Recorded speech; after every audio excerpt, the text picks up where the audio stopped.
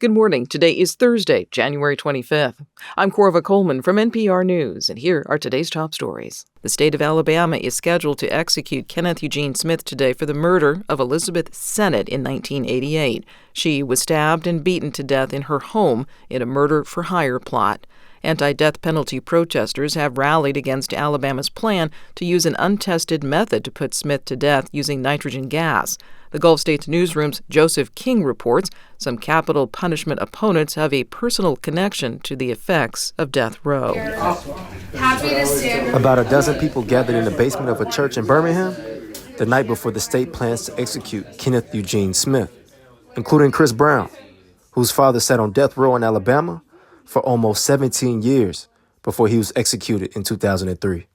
So I grew up with him on death row, and after his execution, I stayed as active as I could in the movement. Brown says the group hopes to reach their friends and neighbors with their message that the death penalty is barbaric, especially with Alabama's plan to suffocate Smith. For me, as a Christian, I believe that all life is precious.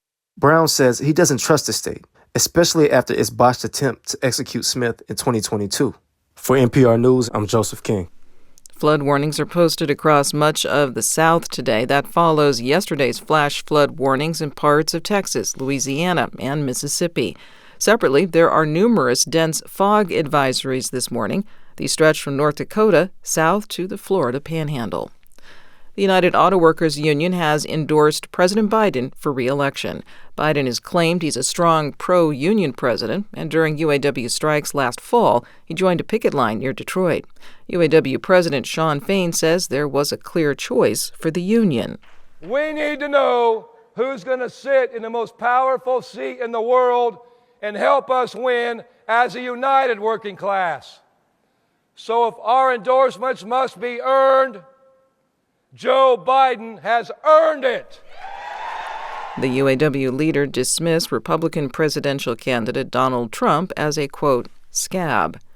The Federal Trade Commission's Office of Technology is hosting a virtual summit today. They'll discuss key developments in artificial intelligence. From member station KQED, Rachel Myro has more. Speakers are expected to include FTC Chair Lena Khan, academics, entrepreneurs, and science fiction author and journalist Cory Doctorow. The federal agency says it acknowledges that large language models and generative AI are already changing the way we work, and is citing concerns that AI may turbocharge fraud and that companies may use anti-competitive tactics to lock in market dominance. The event is online and open to the public. For NPR News, I'm Rachel Myro. This is NPR.